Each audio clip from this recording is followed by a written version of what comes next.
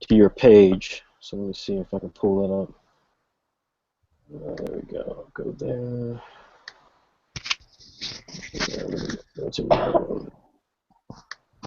Okay.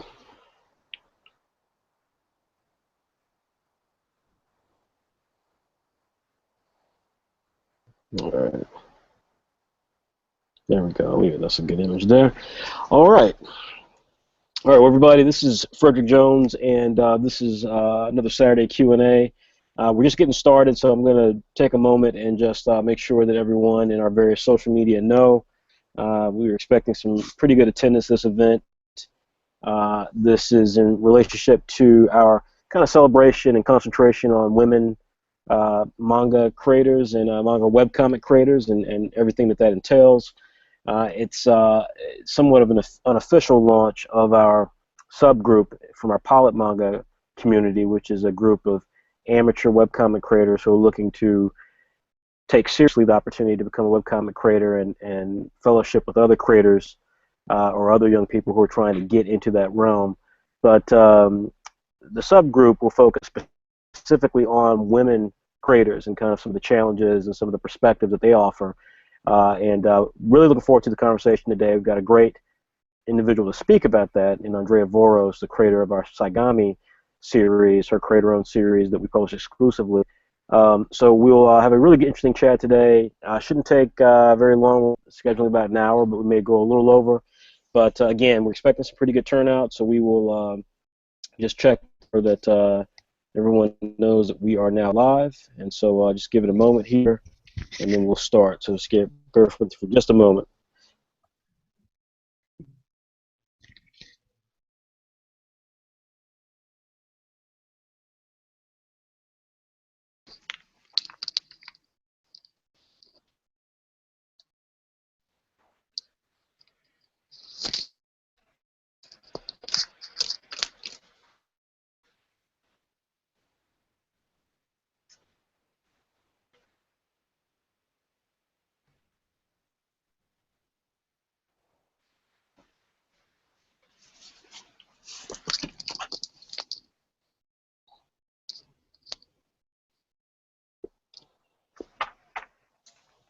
All right, so we're going to go ahead and get started here. A couple of things that indicated before, as we've indicated in previous Saturday Q&As, that if you have any questions, there are several means of which you can submit questions while we're recording. This is a live video chat, which you can also view at a later date on our YouTube channel.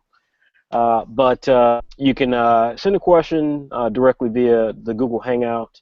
There's an app if you've got Chrome installed for Hangout that automatically uploads once you turn on the Hangout feature, and it basically allows you to ask a question directly, and then we see it live. So that's one method you can take if you have a question for Andrea or myself. Likewise, if you have a question, you can do our Facebook fan page. You can find that at www.facebook.com/SaturdayAM. That's just one word, and you'll be able to just send a question immediately there. Pardon me, either on the event page or in the comment section. And if you are a member of Pilot Manga, you can submit something via Pilot Manga as well. Simply, that's a private community once again, but if you are a member there, just submit something inside of the post, and you can either make a post or you can attach it as a comment, and we'll receive it from there. One thing that is another method you can use, which I honestly hadn't realized for some time, although it's come up repeatedly, is that you can submit a question or submit comments directly via either YouTube, as it's viewing live there, and or the Google event homepage. Since it's a Hangout, once you establish a Google Plus profile, you get access to the events page, and the events page has areas where you can actually post comments. And so I tend to find those after the fact. I will be a little more skilled to look this time at them ahead of time while we're doing the call, but that's one of the key areas as well that you can look at. So again, we see we're getting some viewers in. We're just going to give it another minute. Make sure that everyone knows that we are live. If you yourself are a female creator or very much in support of female creators, then I hope that you would pass the link along. The link is www.saturday-am.com webcomic.com/pilot-manga/. Again, Pilot Manga is our community for amateur webcomic creators, and this event today is to talk about specifically female webcomic creators, and we've got one of the best people to talk about that, and Andrea VOROS, the creator of the hit manga webcomic Saigami. So again, I'm going to give it about a minute. I'll just be silent for a minute, just checking a couple of links, making sure everyone knows that we're live, and then we'll begin from there. Usually people start showing up a little bit later, and of course, questions happen in any one of those areas. So again, take a moment. I'll hop off for just a moment, check some links, and then we'll get started.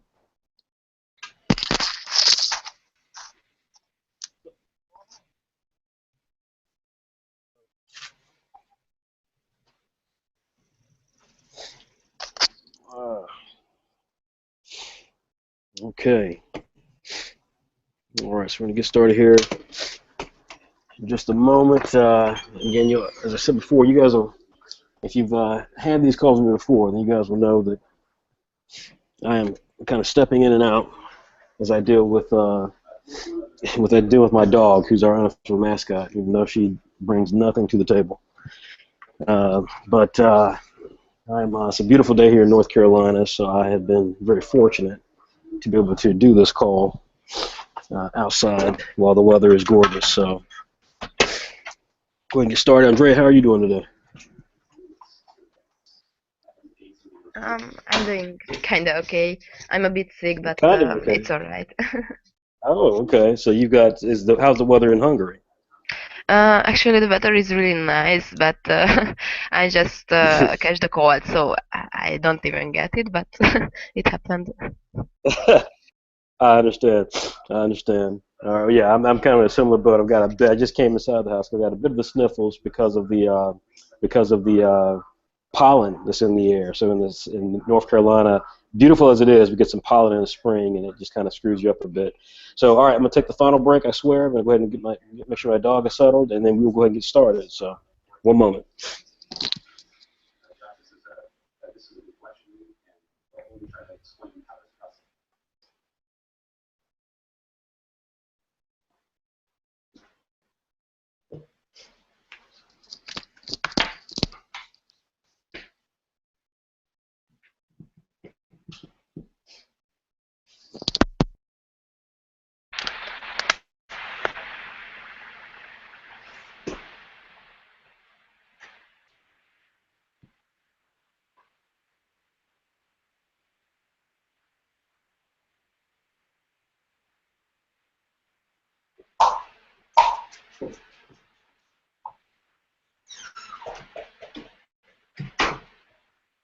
All right, so Andrea, you are suffering a little bit from the cold, and I've got a little bit of some sinus issues myself, but we're going to crack through this today, and hopefully get some information in for those people who are wanting to become webcomic creators themselves. Let's start off with the fact that Saigami is celebrating its 10th year as a webcomic. Is that right? Or at least in terms of your working on it in some capacity. Is that accurate? Yes, it is. Okay. I'm going to put my headset on here. I had that on earlier. Let me just put that back in. So tell me more about that. So you, because you're not yourself. I mean, not relatively. So when we say 10-year anniversary, I mean, when did you start Saigami? What age were you? I was 15 when I started it. Got it. Okay, so you were 15 years old, so you were now, by my incredible math abilities, you are now 25. Yes, And exactly. so you yeah. And so now, so in 10 years, you've seen a lot in terms of, I mean, obviously you've grown as a creator, you've, experienced a lot of stuff in terms of just your own ability as a creator, your own life experiences, yada, yada. But one of the things I'm kind of curious about is, what was the landscape like when you started Saigami? So walk us through, as a young female, 15 years old, in Hungary, which I don't even know what the manga scene is in Hungary. Walk me through exactly what inspired you to want to create a comic. Did you originally plan for it to be a webcomic? Honestly, when I started it, I just was inspired by that few manga I read online. But back then, I didn't even know that a genre like webcomic existed. I mean, we barely had internet, so I could get a few chapters of manga once a week in the school. Hmm. So, so I was just inspired by a few popular titles like Naruto and Co. And I just started it because I liked to draw. Before that, I always started to write stories, and when I started to read comics, I realized that I could do that as well because I really liked it. So I just started it without thinking any further. Well, I think so that's an interesting point because I think that we see this in pilot manga a lot, and it's one of the things I talk about a lot. I do these Saturday Q&As, or when I talk in various aspects about the business that we're running with my footprint and our comics with Saturday and so forth. But it does seem to be with webcomics that it starts out, at least initially, as more of kind of a personal or individual test. Like, can I do this? Could I actually make something? Could I draw it? Could I actually start from this section and end in this section like an actual comic book? And without a lot of thought to, okay, well, this is going to be an anime, or this is going to be a this, or I'm gonna spend the next 5 years of my life doing this and taking the story from here. So that's how you start out. But 10 years though, seriously think about it, maybe even question it at times. What led you to continue with it? I mean, what's that point to where you said, hey, I'm curious to do this for myself, and then to actually say, hey, wait a minute, I actually really want to keep doing this. It took a few years to come to that realization. When I first started high school, I wanted to be a policewoman, so drawing was just a hobby for me. And Mm-hmm. I was around 17 or 18 when I decided that I want to be a comic creator. Basically, I realized that I can't be a policewoman because of my height, because I'm too small for that. And after that, I started to search for a new goal in life. And at that point, I realized that creating stories was something I always wanted to do. So why not to be a comic creator? So you already had that sort of goal, and then it just kind of all came together at that point. Yes. But interesting though, in terms of the police thing, that's a hell of a segue. That's a hell of a segue from police from policing to artists. And you now work, but you're not involved in law enforcement, and you're not also involved per se in art. I mean, this is still a side activity. Yes, yes. I work as a receptionist, so so it's not even close to to anything like that. Well, I mean, I mean, again, I think it speaks to just the nature of how difficult the stuff is, and what the commitment level is. So when you were doing this and you decided that you did want to do this, I guess one of the questions as well that kind of strikes me is, at any point, at any point, did you actually have a sense that, I mean, were there other female creators? Like, I mean, what was it that kind of led you to believe, hey, this is a real option for me here? That I can do Mm. this. I can do this like this person. Well, back then in Hungary there were mostly female creators, so it was even rare to see a boy doing Hungarian webcomics. So I get many inspiration from them. Mm. But what really inspired me, I guess, was that after a few years I started to draw comic.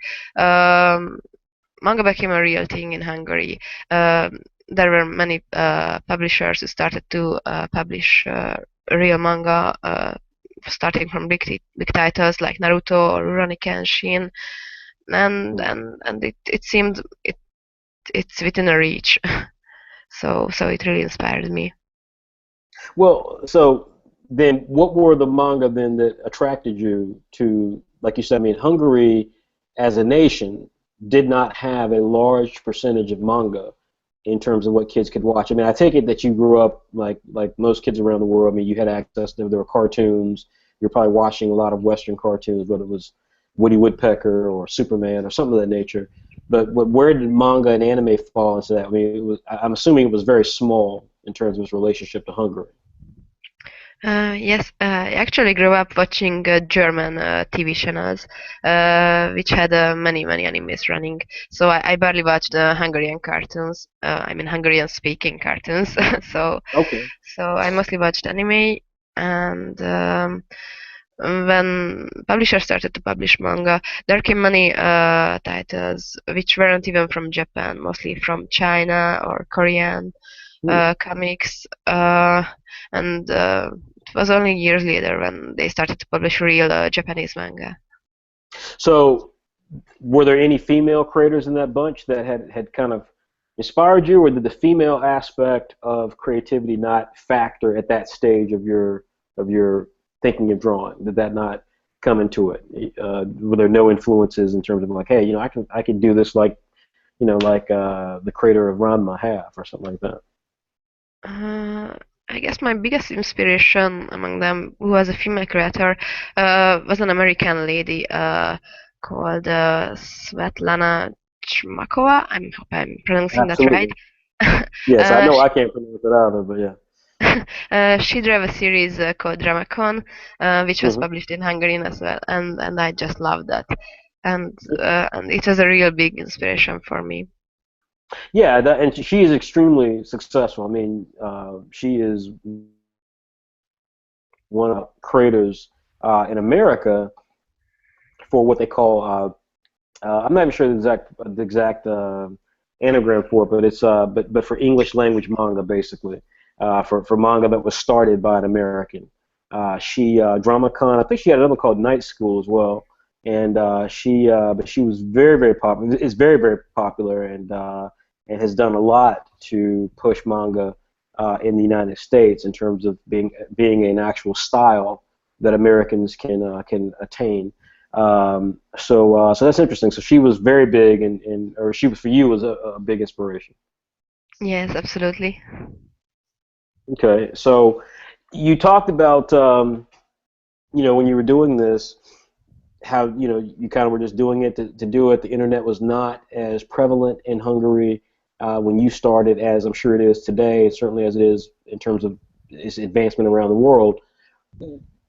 Where then did the webcomic piece come into it? I mean, you obviously drew it for yourself just to kind of see if you could do it, but then at what stage of the game are you like, you know what, I can actually have people see this, and not per se through publishing it as a book? Or did it ever, I mean, at what point did you, like, when did you first upload it to a website? I guess it was at the end of 2006. Hmm. At that time, I had like 3 chapters of Saigami, I guess, and I created a small Hungarian homepage, and I started to upload my chapters there to see if people would like it or not, and they just came, and it started to grow an audience. That's awesome. So you started to create just because you could, or because you wanted to have a place where you could put the comics?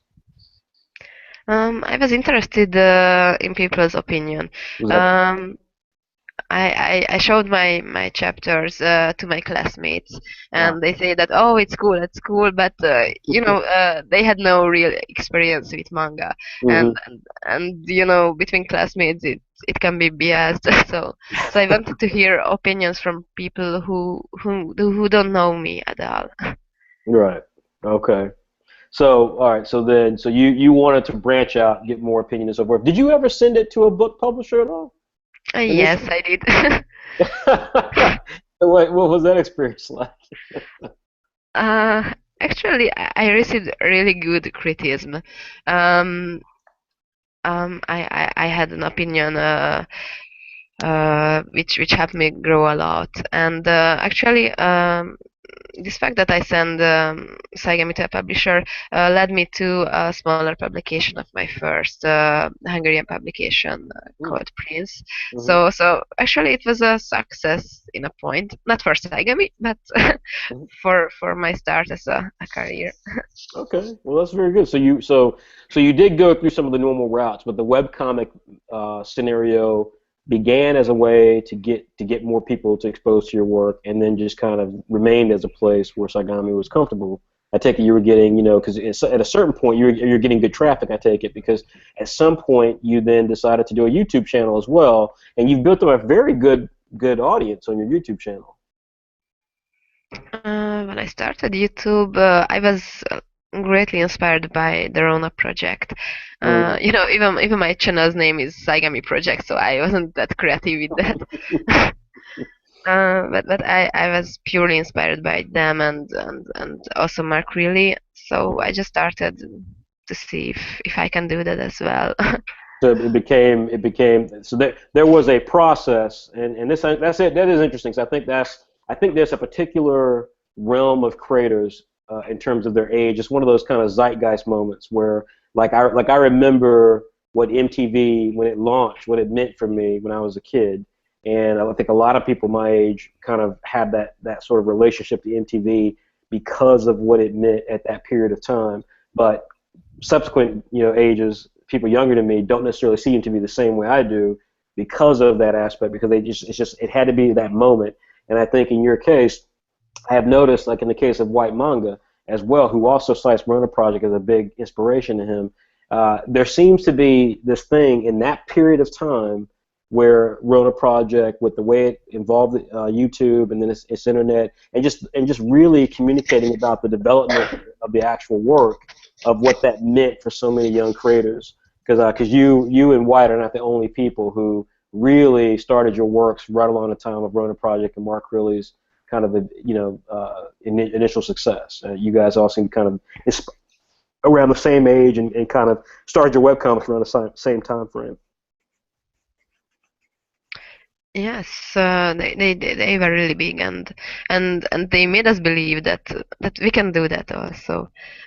We saw them doing this step by step, so I think it was a real inspiration for everyone out there watching their videos. It was very cool. I mean, we interviewed Rona Project, and we interviewed the surviving creative Rona Project, and it was a very interesting interview. And for someone like myself who did not know the Rona Project, it was very interesting. And then obviously seeing like the response of you and White and other people who have experienced that, it was just an interesting. It was interesting for me to just kind of see and hear it.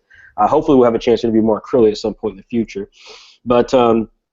Staying back in terms of your scenario, so you have you've gone through the process. You've created your website. You have you said it allowed you the process of creating Sagami to meet some other comic creators, or not comic creators, but smaller comic publishers. I'm curious, have there been any Hungarian creator who has actually had international success? Yes, there is Manga? not manga, but traditional comics. Okay. So, Uh, but the manga. Let me rephrase that. The manga and or webcomic aspect. Has there been a Hungarian creator who kind of had a breakout international success yet? mm, I think the only ones who have international success are working with real publishers. One of them is Hmm. working for Image, and Oh, other smaller publishers. But I don't know about webcomics. got it. Okay, so webcomics not so much, but there have been some traditional comic book creators who found success in the West Yes. with like Image and stuff like that. Interesting. Okay. Are any of them female creators or? Yes, there is one female creator. She's a freelancer, but she works for many publishers and starting to get more and more jobs. So she's a real inspiration as well.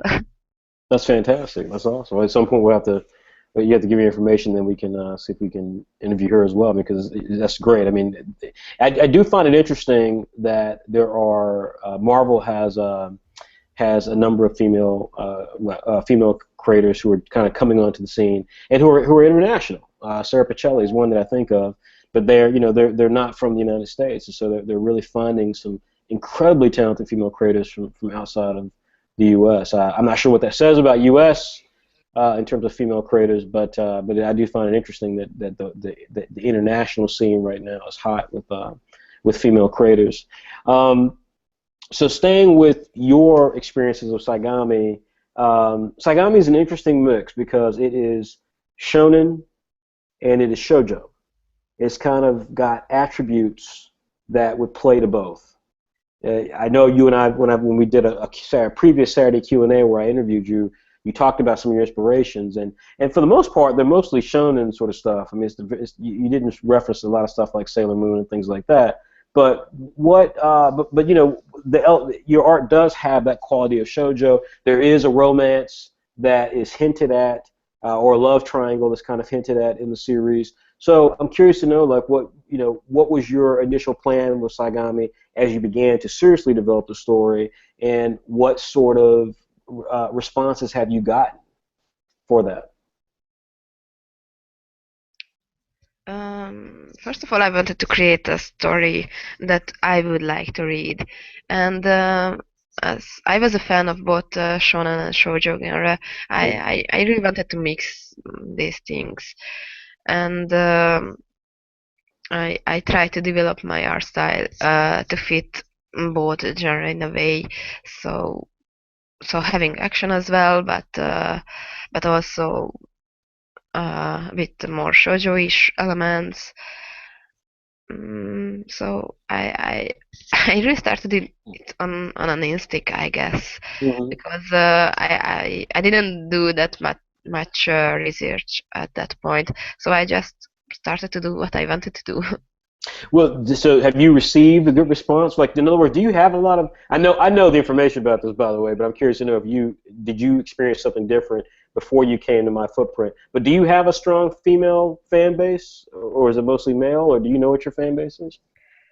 Uh, well, on my Hungarian homepage, my followers are mostly female. Hmm, But on my YouTube channel, there are more boys interested in my videos than girls. that's But interesting. Yeah, it's not that much of a difference, but I guess 16-14%.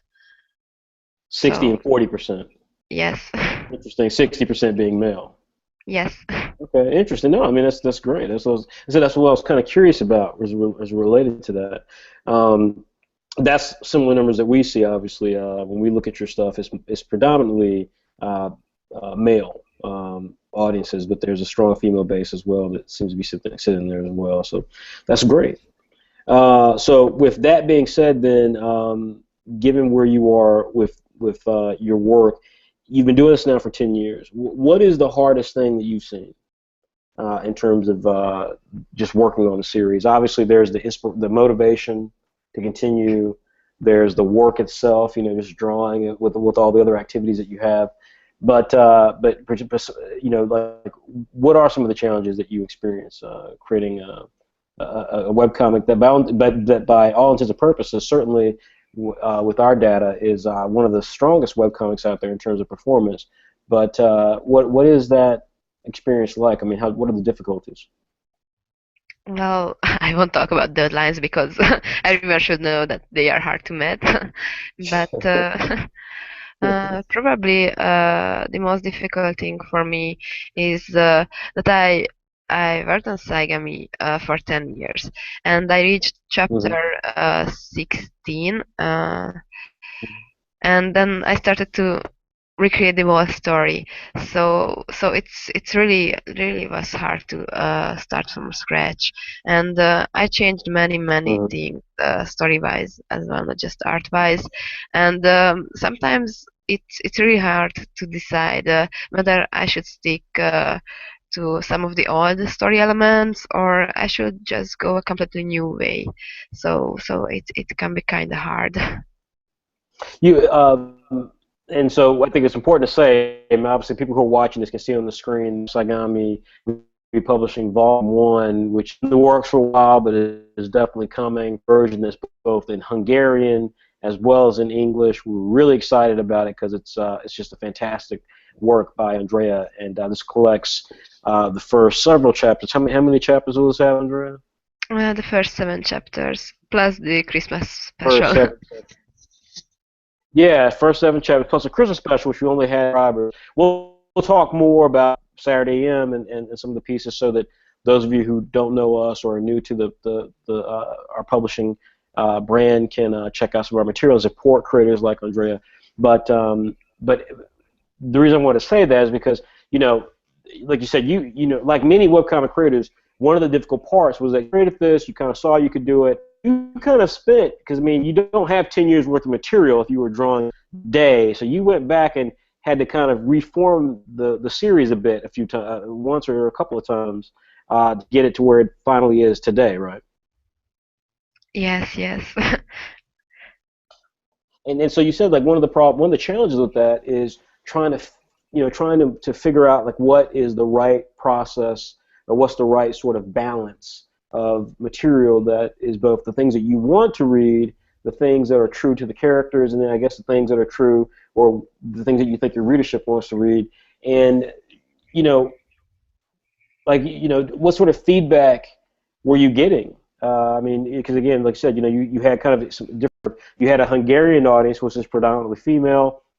You have a YouTube channel audience, which I assume also, let's say, your YouTube audience, I'm assuming, is also made up of individuals who really want to learn how to draw like you. So they're watching your tutorial videos. They may not necessarily follow your serious Agami for whatever reason, but they're following you as a creator. Is that fair to say?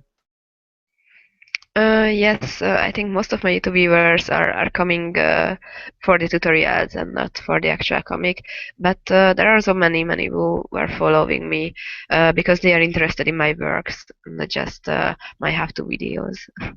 So you've got these various pieces of comments coming through. Like you said, the tough part was trying to figure out and massage that into a balance that worked for you. What were some of the influences that you were getting from that? I mean, were your female creators in Hungary leaving you comments that led you to believe that you needed to do some things, or were you getting different commentary from the people who were watching your YouTube videos? Like, were you getting a lot of different maybe conflicting fan support or fan suggestions? Uh, well, most of the supporting comments came from my Hungarian viewers at first, Mm. I guess, because there are many who are following my works for 20 years now, actually. Mm. And they always supported me and gave me criticism if it was needed, or uh, or just told me that they like it that way, or anything like that. But also on YouTube, I receive many comments, not just on my how-to videos, but on the actual Saigami videos as well, and they inspire me a lot, and especially if I receive comments that just blew my mind, that even when a boy writes me that even though my main character is a female, he can totally relate to her problems, and that made it a great reading experience for him. That is very cool. No, that's actually really awesome to hear. So okay, so given everything that you've just told me about, then staying on the theme of what makes creating a webcomic so hard, have you attended conventions? Do you go to conventions? How do you market your stuff? Obviously, there's YouTube, but what's difficult in terms of trying to create an audience? I go to conventions several times a year, but to be honest, mostly for cosplaying. So, So so Sagami is secondary when you go to conventions. yes, mostly because I go to conventions to have fun and hang out with my friends. But I try to be more active on promoting section from this year Do as you well. do you cosplay as Sagami at all? I have to ask this. Not yet. I had plans for that, That's but awesome. I mostly cosplay from real anime and manga or games. That's awesome. You've got this great manga that you create yourself, but you don't cosplay as that character. You cosplay as like I don't know who Police Girl from Hellsing or stuff like that. No, no. Mostly I guess I cosplayed more boys than girls actually. Oh wow, okay. So what boys would you cosplay as? What boy character? Um, Last time I was Shoyo Hinata from Haikyuu. Before that I was Naruto or Jack Frost, or was Sora from Kingdom Hearts. Oh, that's cool. Okay, that's cool. Seraph would be cool. That's cool. All right. So you really go more so for cosplaying purposes, but that raises an interesting question, though, which is that I mean, because we talk to so many creators, and one of the difficulties for female creators, A is reaching their audience, and then B is being able to actually sell the material at places where there are a lot of comic fans, because most people want to only experience the stuff that's aggressive. So it's like if they go to a convention and you're a female artist, and I've had this conversation actually with quite a few female artists. They may have like some really awesome, uh, and I don't want to say shoujo because many of the female artists I've talked to are not working in manga as a style, but they may have stuff that is more serene. I don't want to say romantic, but just more serene.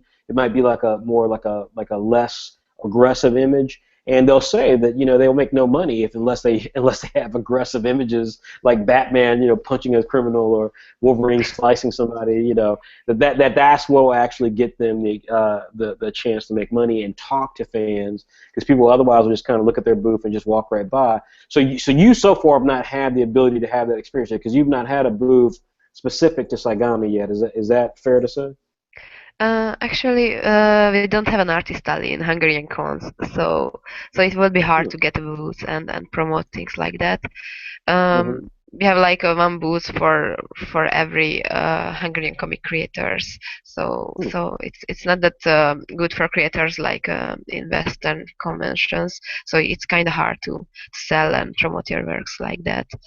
Yeah, well, that's And you can't even sell prints, I guess, because I never see prints being sold in Hungarian conventions. interesting. That's actually extremely interesting. So it's just different culturally there. You've not been to any conventions in other countries. No, not yet. Okay. Yeah, we'll have to try to change that. Hopefully, we can get you to an American convention, which are totally different. I can tell you that. There are always artist hours. Um, so when you look at female creators, then what are some of the things that you recognize with female creators? Now that you've been doing this for a while, now that you've been with Saturday M for a while, and now that internet is much more prevalent in Hungary, what are some things maybe that you've noticed with female creators online and things that they do or don't do? Have there been anything that you've kind of looked at and thought that's a really interesting way to promote their work? Um, well, my first idea would be that many female creators try to get an audience with doing Yeah. boys love or even yaoi to Yes. get an audience because it's getting Mhm. more and more popular with girls Yeah. and many do not even their own work but starting out with fan arts and then maybe a doujinshi but mostly boy X boy comics and that I think it's really interesting. I'm not into boys love at all, Mm. but I see that many try to get an audience like that. Yeah,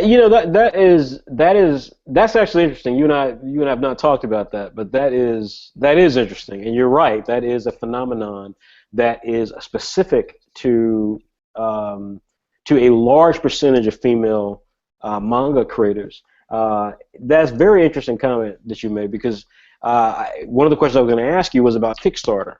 And I was going to say, had you noticed how Kickstarter has a lot of successful female creators who maybe are not known in a large way in terms of mainstream comics in America, in terms of Marvel or DC or Image, but yet they are making tens of thousands of dollars running Kickstarter campaigns. And one of the common threads, once you just said that, is not something I noticed until you just said that, was that most of the creators who succeed with that tend to do things, at least, and again, I'm saying this. This is the statistics in terms of what I can see from a visual perspective. I've not exhausted any research on this, so I may be totally wrong here. But it does appear, certainly from a glance, that the vast majority of female creators on Kickstarter, or a good percentage of them certainly, have success, and some of their work tends to be speaking to a specific, BL, but obviously from a more mainstream perspective, LGBT audience, and it's not so much that they're producing work that is specific to just a female audience, but it tends to be more specific to an audience of females who like you know, LGBT content. And so that is interesting because I was kind of, you know, when I asked that question, one of the things I was kind of curious about was that, you know, I do see a lot of female creators who are successful on Kickstarter, and I was curious, like, did you see anything that made you go, oh, well, that's one way you know, that's one way that you can have success as a female creator, is maybe to associate with other female creators and things of that nature. And certainly that is part of it, but but it is interesting that when you said that, it just dawned on me that some of the series that I've seen that have done, or some of the creators I've seen who've done very, very well, do things that tend to be they certainly lean in that direction. The one creator I'm thinking of who had tremendous success, and I would not have heard of her without the Kickstarter success, was a lady named Spike Trotman out of Chicago, I think, who has published some fantastic anthologies. But the focus, or certainly the art images that she presented as part of the Kickstarter, were associated with LGBT content. So that's interesting. That's pretty interesting.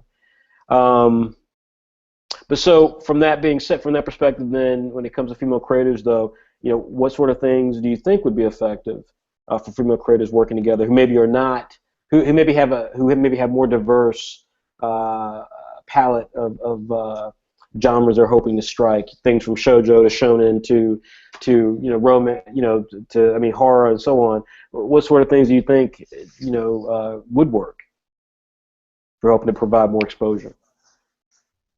Well, if someone tries to write, for example, a shoujo manga, then it's always good to have a female lead. And I Mm. could only recommend for girls that have a female lead, because it would be easier for you as well.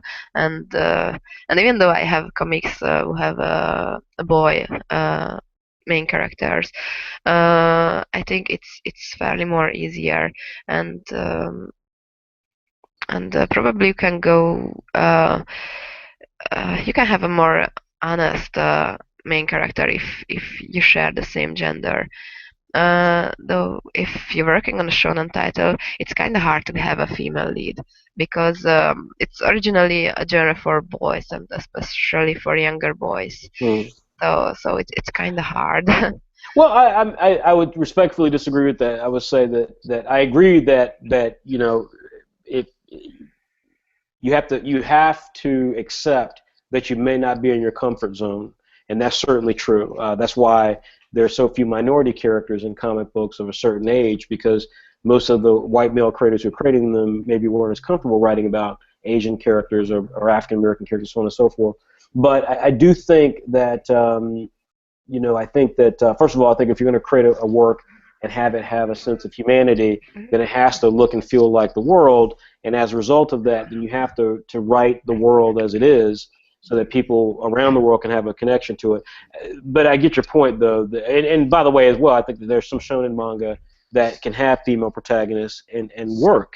I don't think you have to have a male protagonist in shonen. I look at Ayumi from Sagami, and she's all the things that good shonen manga have. You know, she's smart, she's resourceful, she believes in doing the right thing. So yeah, I think that all those aspects, you know, work. But I take your point, though, in terms of the difficulties of that. Um, so one of the things I wanted to ask, obviously, you know, we're talking about this in relationship to kicking off our subgroup for women, and one of the things I wanted to ask about with you was in relationship to kicking off a subgroup for women. You know, what is your thought? I mean, like we talked about before, webcomics. There don't appear. There certainly are a lot of female creators involved in webcomics, but there doesn't appear to be a lot of connection between each other. I mean, have you ever been approached by other female creators? Excuse me? Have you ever been Uh, approached by other female creators in webcomics? Like just saying, hey, you know, mm, hey, girl. So I don't know how to say that exactly. Hey, girl, uh, you do what you do webcomics too.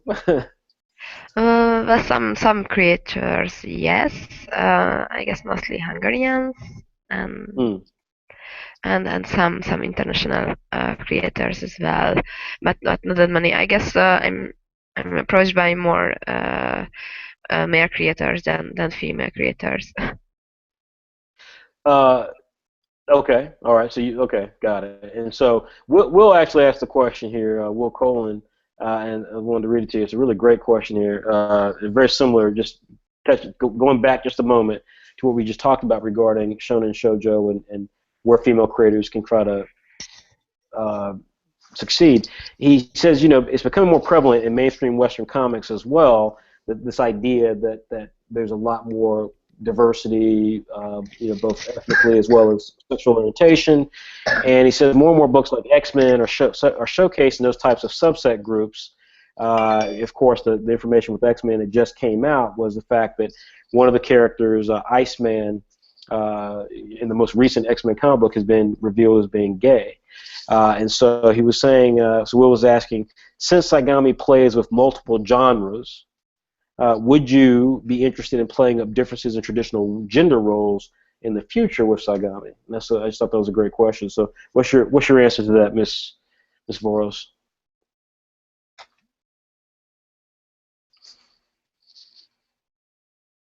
Are you there?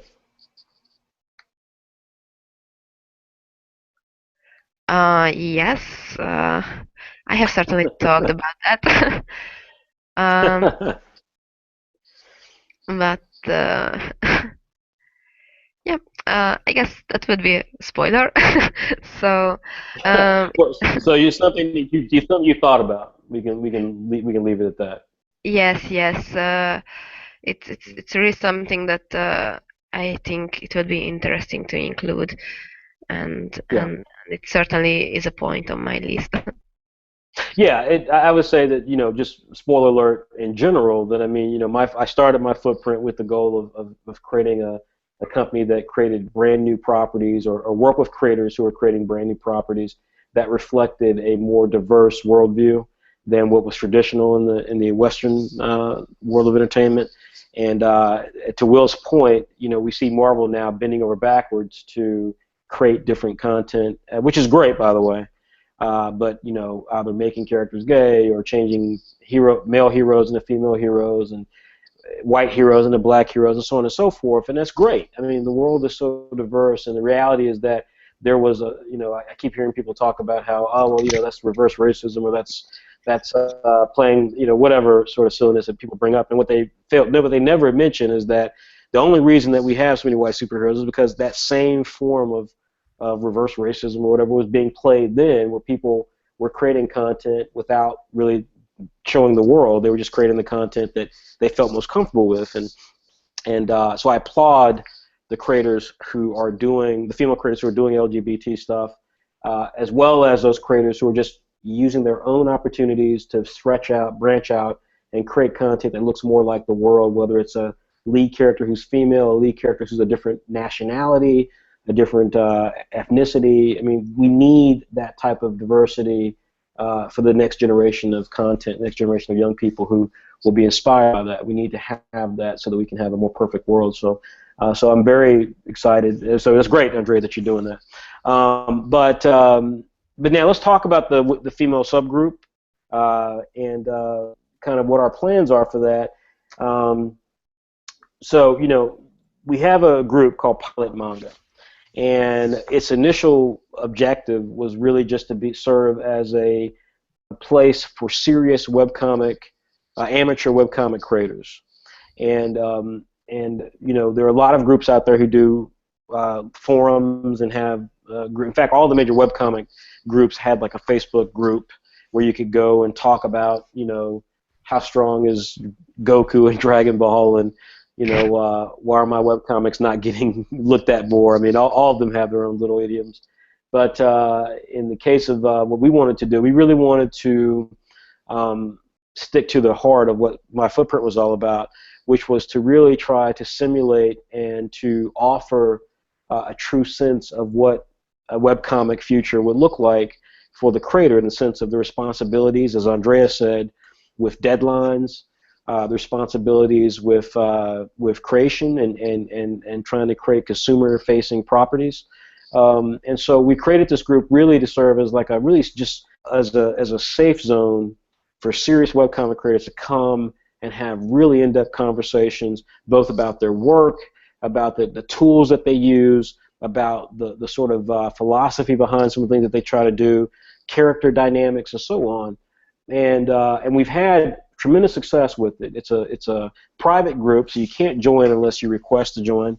And we will admit you, provided that we feel like you are a complementary part of the group that has nothing to do with your with any specific thing about you. It just has to do with your overall commitment to the craft of webcomics, because we don't want it to turn into a zone where people are trying to sell you on going to their convention or sell you on hiring them for things. We want it to be a place where creators, no matter how talented you are, can talk without being made fun of or without being ridiculed or made to feel inferior.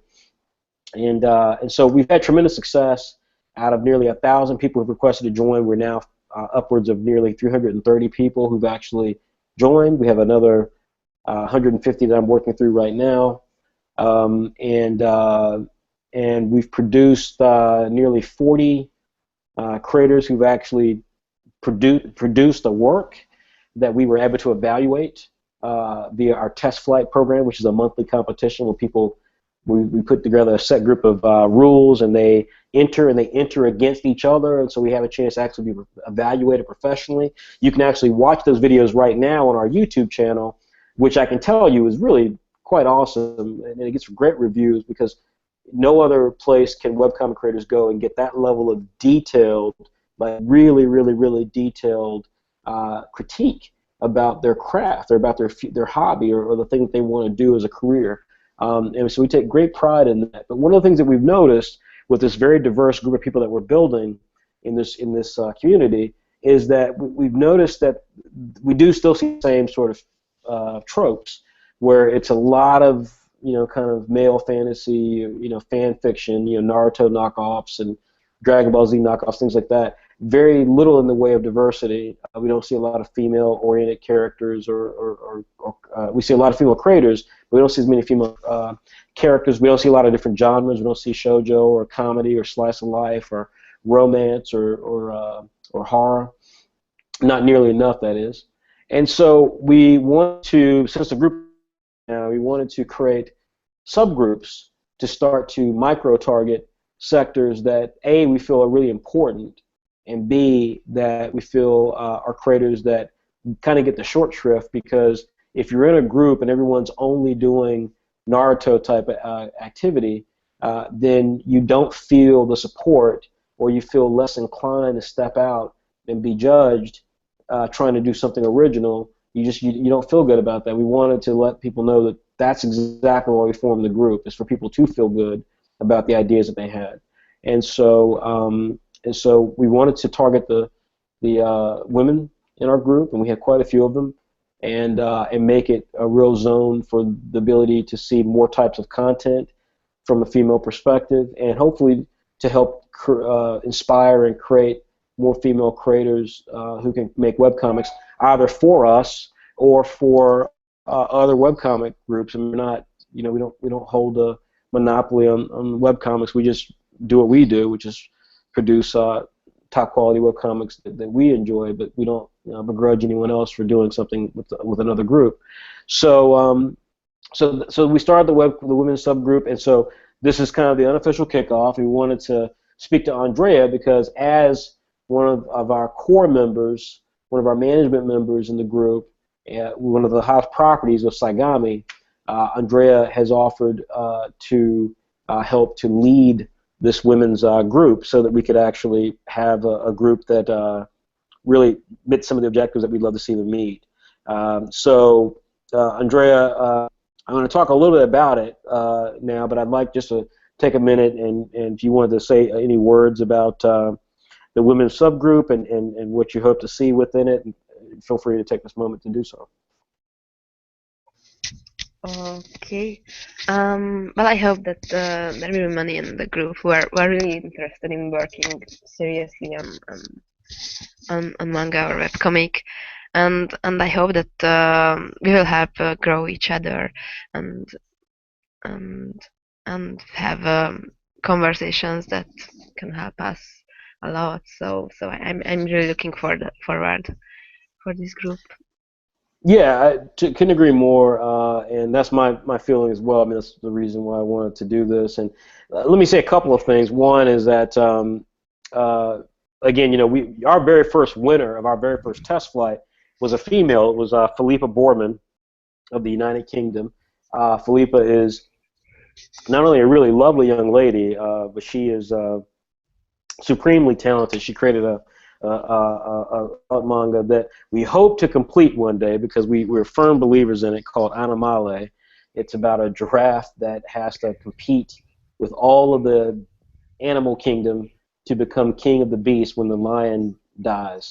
And so it's such an amazingly cool concept that again comes from just that we feel came about because she was bringing a unique perspective into it as as a woman, as a person from the UK, as a person who had different experiences in terms of her relationship to manga and her own art skills. She brings this amazingly, still to this day, since we've been doing pilot manga, which is almost a year, one of the most original properties that we've seen, original ideas we've seen. Philippa, we're hoping will play a role in this group, and we've got several creators as well who've just time and time again who've really surprised us with their amazing abilities, from Regina Cora to Shasta Stedman, newer creators as well, like Donna, I can't think of Donna's last name, but we have a lot of female creators. So I just want to say that we're really excited about the potential of being able to present these ideas and present a group where creators, female creators, can talk to each other. So the real first question that I think has come up in relationship to the women's group is, in doing this, what exactly process for it, since we already have test flight, we already have test run. So let me say first of all that we're open to some suggestions. So if you are in this group, if you're in this call and you have ideas, we certainly are open to them. But ultimately, the plan would be that this would be a group that would meet bi-weekly. It would consist of a chat, very much like this hangout. It would be specific to members, so you'd have to be a specific group to actually be able to join it, and we'll go through that process a little bit later. But the general idea is that we'd basically do a series of tasks where we would kind of posit a task, and the creators would have to produce it or take a stab at it, and then we'd address them in the following session that we have. Conversely, every session as well would give a creator, and we basically do like we basically do a series of creators to be like creator 1, 2, 3, and then the next one would be creator 3, 4, 5, and 4, 5, 6, and so on and so forth.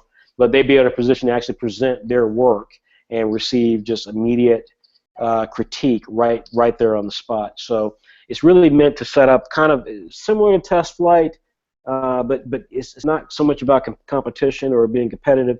It's more about really kind of opening up the opportunities to show and create different ideas that would enable people to actually try new ideas, basically. So that's the basic concept. That's essentially what we try to fight for in the group, and we're really excited about the potential because, again, we've been approached by many female creators in the group off the record about various ideas that they have or various concepts they want to try, and we just felt really bothered about the fact that even though we had tried to make the group as open as possible, for some reason they weren't feeling as comfortable going into pilot manga and actually having a chance to present their work. So we think this will help to bridge that gap, and we hope it also helps to create a good community of female creators who have each other to rely on. It will be open in the sense that you'll be able to have different genres. There won't be set genre rules. We'll handle those with the specific tasks that we offer in each meeting. But it's meant to just be more of a straightforward session. You can enter test flight still, and we encourage you to, because competing against all the creators is great. But the basic idea would be that you'd be in a position to have a conversation with people who really legitimately are excited and passionate about getting more female creators to be out there. So that's the basic idea for the Women's Day, and so I hope that that women who are interested in this will let us know both in the, you can either send a DM to myself or to Andrea on Facebook. You can, it's not like it's private, it's not like it's a secret group, so you can certainly post your intent right there in the group as well. So, in the Facebook page, I mean, so there's lots of opportunities. Let us know you're interested, but we will be kicking the group off officially beginning of May. So I would highly recommend, if you're interested, that you contact us very soon, and we will get the groups formed, and then we will send out information as to when, and, what date and when we can do it. And certainly, when you contact us to say you're interested, let us know the days that you're free, and it have to be days because Andrea's extremely busy with her schedule. I'm exceptionally busy, and so we're going to try to make sure that we do this on days that work for us, unfortunately, because we've got a lot of things we're doing for Saturday AM and so on. So that's the general idea. I did want to just take a moment to talk about Saturday AM and some notes, and of course, if there are questions, which I haven't seen any that are specific to us, feel free to post them, but so far I haven't seen any in the pilot group, and I'm checking the Saturday AM page right now. I see if there's any questions there, and again, there might be some questions on our YouTube, but I haven't seen them, so let's see here. Okay. All right, so not seeing anything there either. And last but not least, I will check our. Okay, so yeah, so it appears that there doesn't appear to be any questions in those areas. I know some people, I'm confident because I see it every time. We'll have people who have questions, and they'll put those questions after the fact. They'll say, damn it, I missed the meeting, and then they'll have all these questions. But regardless, that's essentially it. So let me just do a couple of notes for people, just to let people know what we're working on here. As I indicated before, we are really excited. We've got a lot of stuff that we're doing with Saturday AM. 2015 is going to try to be a very big year for us. So currently, if you are a fan or don't know about us, we publish three. We have three publishing vehicles. The main one is Saturday AM, which is kind of the daddy of it, everything of the whole thing. It's a manga anthology similar to Shonen Jump. We have exclusive original content such as Apple Black, Bully Eater, and Saigami that appear in mostly every issue. That ships every 2 weeks. You have to subscribe to it, and but we're really excited with the content. We have interviews inside of it. We have Saturday games inside of it, and then likewise, we're coming up with. There'll be some new manga that will be joining the series soon. I can officially announce that Islanders by Leonardo Massif will be joining Saturday AM starting in our 26th issue. So we're really excited about that. So that's one of the things we have going on, and then second of all, we've got.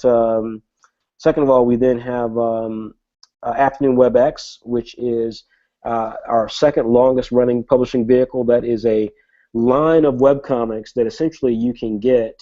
It appears every day. Thursdays right now are not active, but they will be soon with the debut of a series we have called Test Run. But these are really awesome webcomics that are exclusive, and they are truly incredible. Just like Saturday AM, they're completely original. They don't have any sort of connection to each other. So you could try Spoon on Fridays. Mondays is Storybook. Tuesdays is Rough House by Jordan Cook. Wednesdays is Z Forever. And then we also do a really cool thing where we take the original exclusive content, which you can only get from subscribing. We take that and we serialize that in a feature called Saturday Retro. And so you can actually read Saturday Retro content inside of Saturday AM, Afternoon WebX during the week as well. So I think Apple Black updates on Mondays, and Saigami updates on Wednesdays, and Bully Eater updates on Fridays. So we have it's a great cross section of free material you can check out. These are really amazing, really fun, fantastic artwork, very eclectic styles, just really, really cool content, and they really complement Saturday AM. And then for the creators who actually participate in pilot manga, if we see creators who are astonishing in pilot manga, really talented pilot manga creators, we actually then transition them into Saturday Plus. And Saturday Plus is kind of like the last leg of our ability to analyze their talent, and for them also to see how their work does with the audience. And so this is a sister anthology to Saturday AM. It's free, and it basically offers a telling of a pilot chapter. So you get a chance to see a complete story featuring these characters that are completely original, and have a chance to see if the creator can hit deadlines, what their commitment to quality is, does the story actually flow, and if we really like the series, then we take them and bring them on to either WebEx or Saturday AM. And I'm very happy to report that for the first 7 issues we've been running Saturday Plus, it's had 2 series in it. It started with 4, only 2 have survived, and that's Islanders by Leonardo Massip and Comet Man by birthday boy Frederick Ward, who today is celebrating his birthday. I'm very pleased to announce that both of these guys, unlike any other creator, including some really talented people like Philippa Borman, they've actually completed the whole process. And by May of 2015, sometime next month, they will be officially brand new creators, running alongside of existing creators. Some of the first new series we've added in the Saturday AM WebEx in some time. And so Comet Man will be joining Afternoon WebEx. We'll be announcing the date for that soon, and Islanders will be joining Saturday AM. And we've got new series that will be coming in Saturday Plus once the 7th issue ships, is made available for free on the website. If you subscribe to Saturday AM, we have the best deal in comics.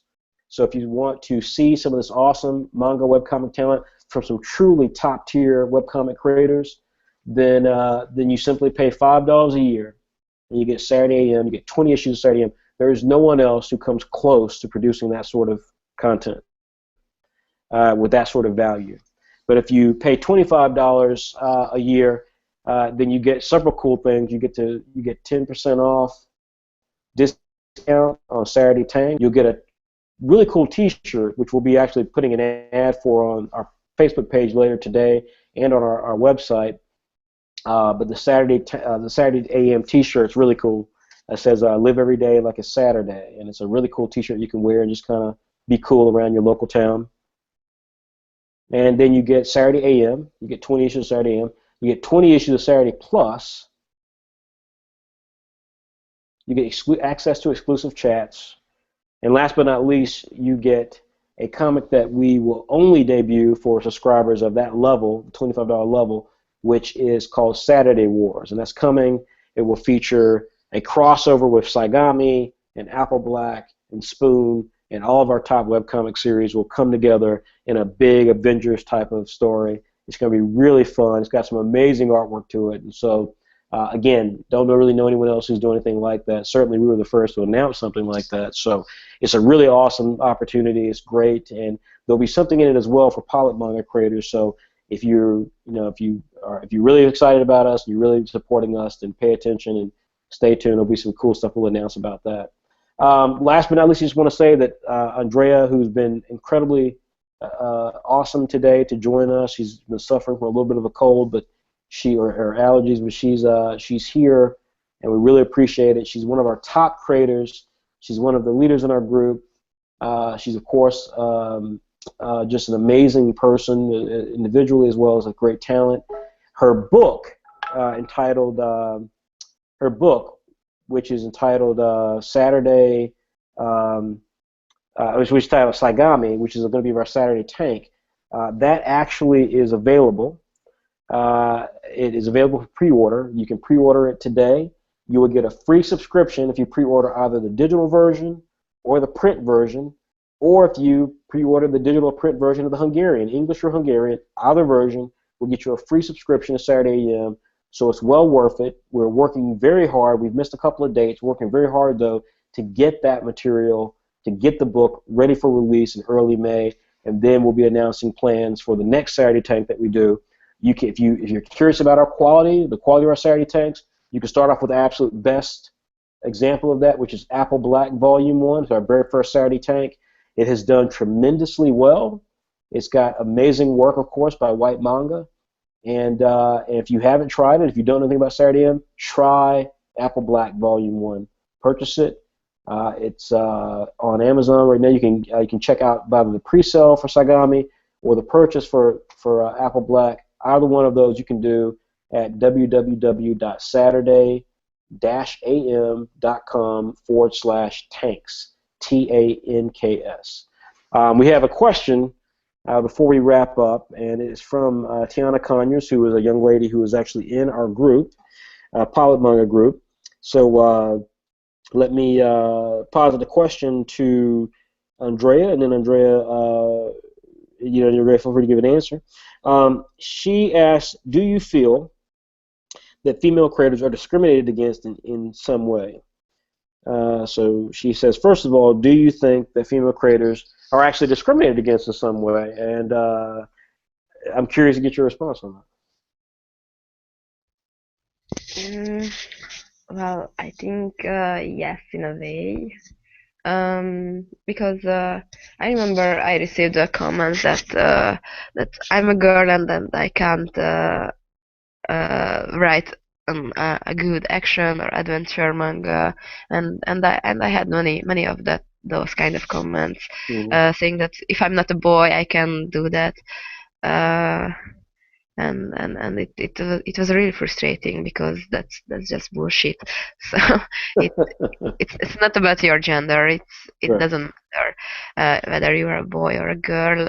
Your story just needs to be good. Mhm. So so sadly there's a discrimination, but I think with the world opening up more and more, I really hope that it will be less and less discrimination against female creators. Yeah.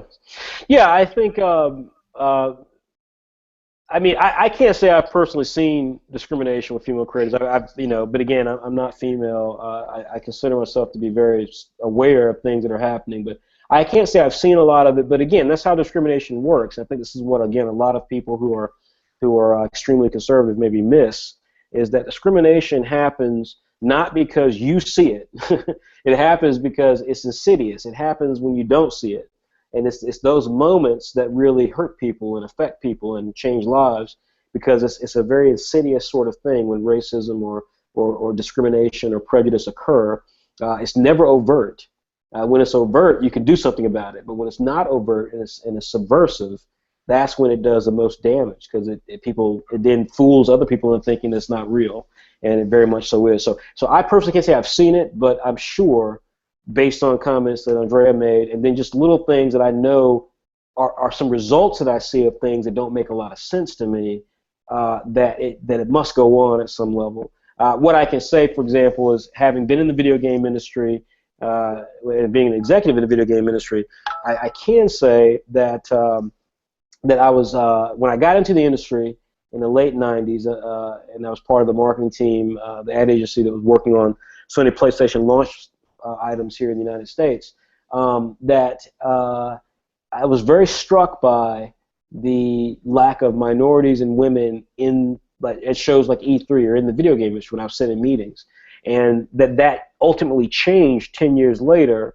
But at the time, though, the only time you saw women were dressed as very scantily clad booth babes. That has since become a controversy now, this thing called Gamergate, and we now see that there is a very viral, nasty undercurrent of anti-women in the gaming industry. And then I knew that because I saw it firsthand, directed towards minorities as well. So I guess the point is that, again, just because you don't see it doesn't mean it's not there. And there are things that I certainly have questions about as it relates to female creators and getting their due and being treated fairly and being promoted the way that I think they need to be promoted. I don't see nearly enough of that. And even in our own group that we created, we put forth a contest, a test flight a couple months back, where we asked to have entries that month had to feature a character that was not a prototypical manga character, meaning it wasn't like a blonde-haired, blue-eyed Japanese person, which is unreal, but it had to be something different, something original, and it didn't exist. I was blown away by that. It didn't, like, we got very few female protagonists submitted for the contest. So that, and that's in our group where people should feel safe. So it was interesting. I don't have an exact answer for why it's there, but I think certainly it's obvious that there's some of this that does happen. And again, the only way to combat it is to be very vigilant and to be very dedicated to trying to create a more perfect society where where everyone gets their due, everyone gets their voice, and do it in a way that's respectful and responsible. Some more questions. As I told you, Andrea, the questions will come after we finish the podcast. That's how it always works. Let's see here. So we got some more questions in. Tiana asks you, Andrea, who is your favorite female creator within any genre, within any media, I mean? Well, in any genre, for writer, I surely will pick J.K. Rowling. It's her Harry Potter series. She was a big inspiration for me. As for manga and comic, I would pick Hiro Murakawa, the creator of Fullmetal Alchemist, and Hino Matsuri, the creator of Vampire Knight, or Yu Watase, the creator of Ayashino Ceres and Fushigi no Yugi. And I think that's it. Yeah. Okay, that's actually good. Fullmetal Alchemist. That's a fantastic. I mean, she's a heck of a creator. Arakawa Sensei has produced. She has produced Fullmetal Alchemist, which is an amazing work, and then Silver Spoon, which is actually pretty interesting as well. So she's very well accomplished. Milo Amis and Amit Singh both asked the same question essentially. So I'll address that one. They basically asked. They both ask in two different ways, but they're asking essentially, can men join the women's creators group? And the answer to that's no. Again, the reasoning is really simple. And Amit, you had another question about the writers group, which I'll address also. But the reason for it's really simple. It's again, we clearly don't have an issue with men. that's not an issue. I mean, the vast majority of people who submit to join our group are men. The vast majority of people who submit their work in test flight are men. The vast majority of content that we have to wade through in test flights are featuring male protagonists. And again, they're repeated Naruto, Final Fantasy, Dragon Ball sort of content. So I think men are well taken care of. I don't think that's really the issue here. The issue here is about the female creators and giving them a chance and a voice to express themselves. Now, this is where people who have the best intentions sometimes trip themselves up.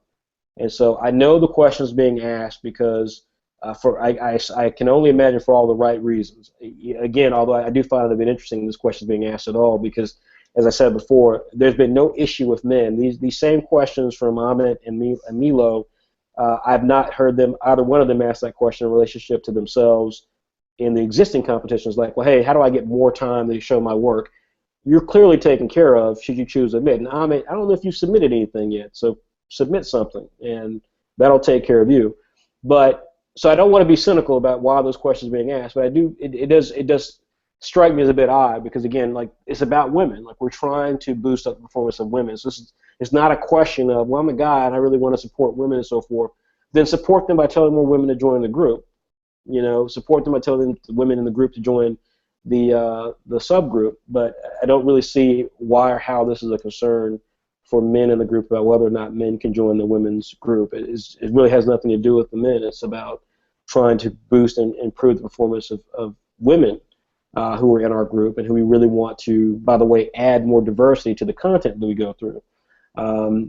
So that's the reason, and that's pretty much as simple as it gets. Again, if someone has a more rational question as to why that's there, I'm certainly happy to address it. But I have seen these questions pop up now.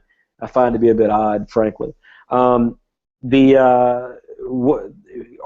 you asked a question about the writers group, and so let me take this moment to address that as well.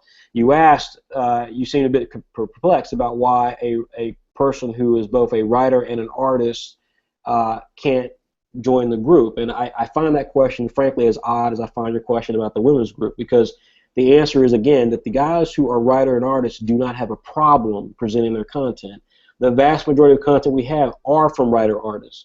So if you submit your content in test flight and you then therefore get critiqued, then your question is moot, the answer is there, it's all settled. And that's what happens literally every single test flight we have. The vast majority of creators are writer-artist combinations. When you have a group, writer and artist, first of all, when you have just a writer in that segment, it's extremely difficult. It's extremely difficult to get play. I mean, you can talk to Trey Delvon Mack, who's a good example of someone who, there are various reasons why Trey doesn't have an artist, but nonetheless, Trey has would like to have an artist, and he wants to produce manga that has stories and art. We want to address that aspect, and the only way to do that is to do that with the writers. Now, I will say that an aspect of that exists for writers, and why we're doing the writer subgroup is really simple. Writers, there's two problems at stake here. One is that the webcomic industry, as we could call it, is so immature, and I mean that in a literal sense, not in a oh, you're a baby, but I mean that in a literal sense. I mean, it's a very niche industry. It's very small. It's still in its infancy. It hasn't really matured. It's certainly not a big business in terms of billions of dollars being generated off of it. So it's in its infancy. It's very immature. And when you look at it from that perspective, let's be clear, there is a complete lack of respect for writers, possibly as in the case of female creators, like we just heard Andrea say. There's certainly a lack of respect for writers in that space. And I can tell you truthfully, there shouldn't be, because there are far too many creators who think that they're writer-artists, when in reality they're just their artists. They think they're writers, but they're not writers. They've proven in no context to actually be writers that are worth being able to write. Having a concept does not make you a writer. On the flip side of that equation, while I certainly have no problem but breaking down a few egos who are writer-artist combos, the writers share a great deal of blame for this as well, because far too many creators in webcomic space who are writers think that simply because they had a neat idea, that makes them a writer. They're not prepared to do anything extra to actually show that they're part of a team. So we want to try to address these two things that frankly are a bit of a cancer in webcomics, because they really are part of the thing that keep webcomics from becoming what they should be.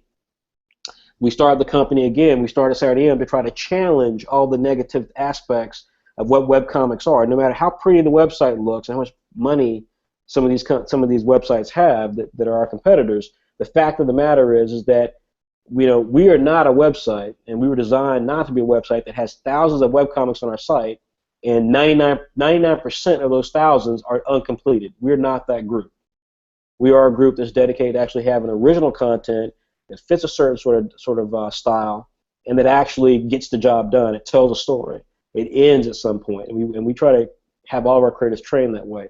So we need to work on the writers to understand that they need to start maybe transitioning the way they think, and that's really the only way we can then apply that same sort of aspect to artists.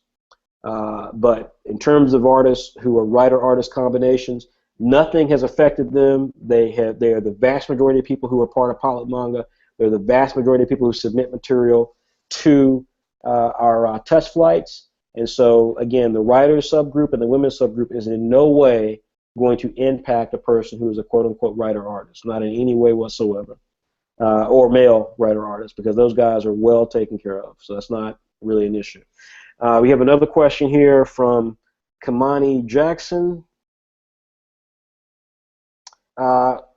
He asks, Andrea, what challenges do you face when writing about the opposite sex? Well, it's certainly harder for me to write male characters, because I'm a girl, so I have no clue how boys think. But in this case, I saw sometimes my problems that I asked boys, what will they do in a situation like that, and this. So I try to work my way around.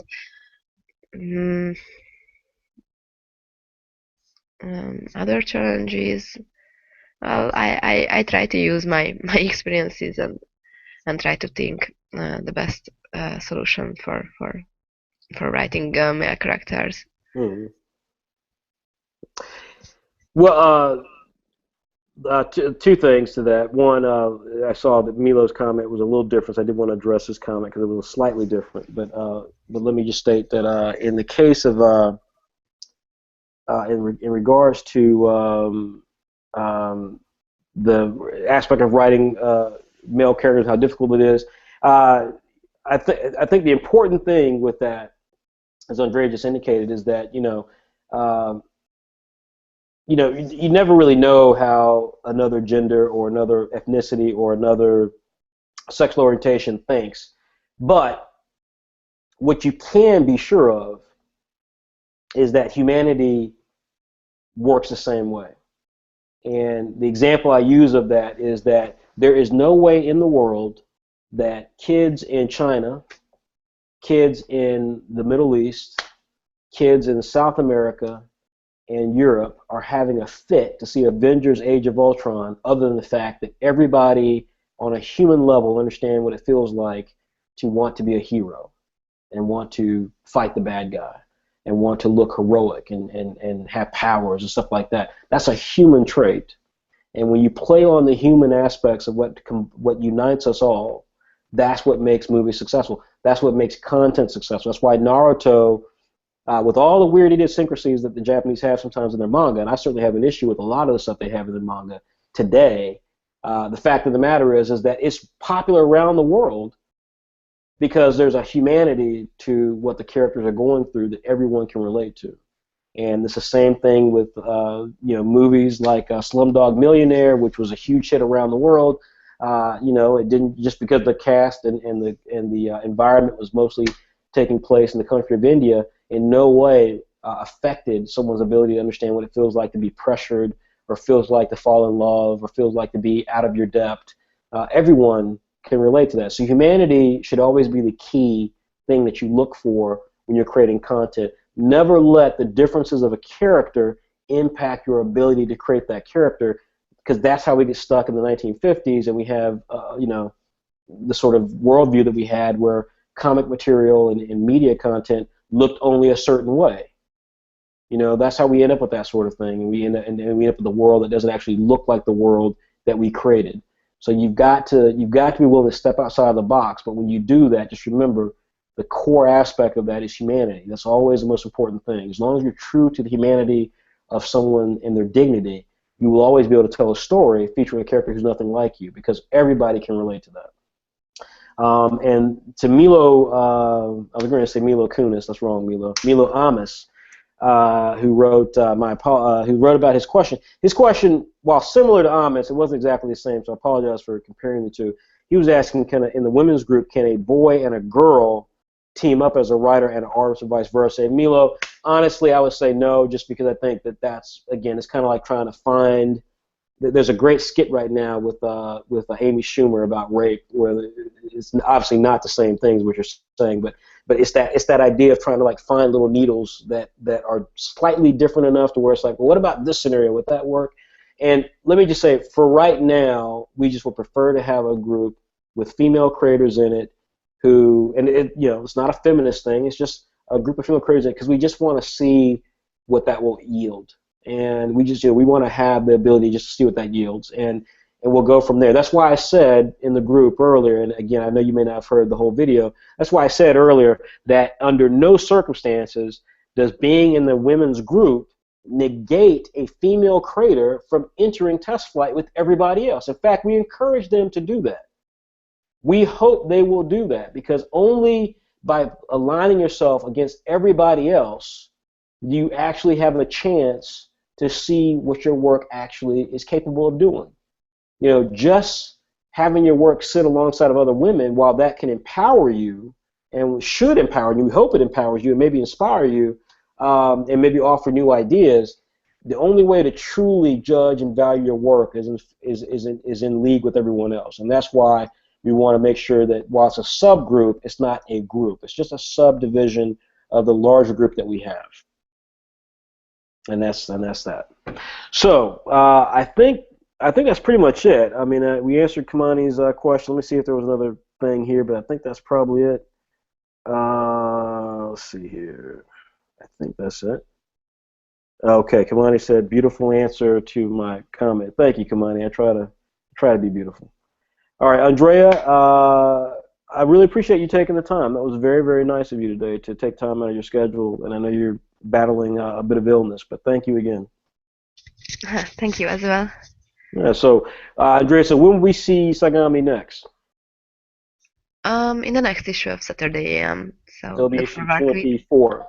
Yes, exactly. Okay. All right. Fantastic. So we will see Saigami in issue 24. And again, for people, because Andrea has given so much time today, I just want to remind everybody that the best way to get Saigami, subscribe to Saturday AM. It's just $5. It starts at just $5 for a year, 20 issues. You're guaranteed to get a nice big run of Saigami in that year. Likewise, if you missed out on Saigami, you can read the first chapter for free on our website, and then we'll be serializing the second chapter on our website, a couple of pages a week, which will take a very long time, by the way, to catch up the 7 chapters. So if you want to get the full Saigami experience, just go ahead and pre-order Sagami Volume 1. That's the best thing to do. Just pre-order Sagami Volume 1. It's a brand new Saturday tank that we're producing. We're very proud of it. It's going to be fantastic. There's going to be a version in English, a version in Hungarian for Andrea's native-speaking country, and likewise, it's also really very reasonably priced. Andrea, shit, I'm pardon my language, everybody. That's Big Daddy talk. Andrea, what's the cost for the manga again? 9.99 for the print and 6.99 for the digital, I guess. I believe I said you and I suck. We do not do this well enough. But here we go, everybody. There you go. You can see it right there on the screen. You can buy today Apple Black Volume 1. I can't say to you enough how awesome Apple Black is. It is our top manga in Saturday AM. It is well worth the read. The creator from this white manga, he's Nigerian.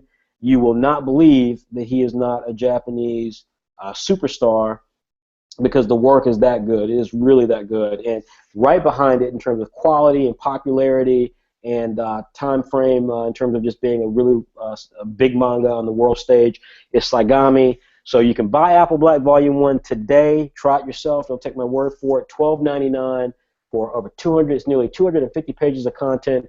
$12.99, huge book, or $9.99 for the Kindle version. Likewise, you can pre-order Saigami today. $9.99 for the print, $6.99 for the digital. We did not do that because of quality reasons. Saigami's book is slightly less thick than Apple Black, and likewise, we want, this is kind of the realm we want to be at normally, because we just want to try to have our books be reasonable price with manga from Shonen Jump and stuff like that.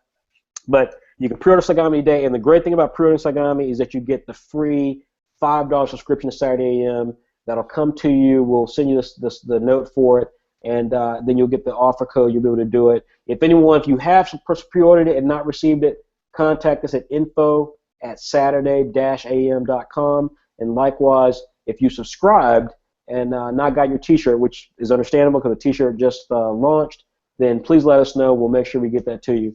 But thanks again, everybody. This has been a Saturday Q&A. Again, my name is Frederick Jones. I'm the creator of My Footprint and the publisher for Afternoon WebX and Saturday AM and Saturday Plus and yada, yada, yada.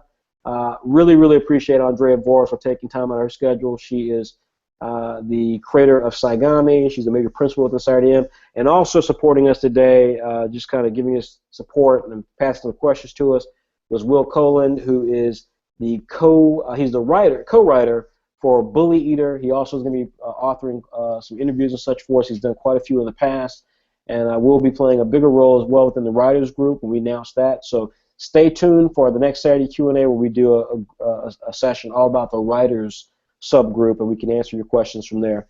Thanks again, everybody, for attending, and I hope you guys check out more Saturday AM and support independent amateur creators from around the world. Thanks. Talk to you guys soon.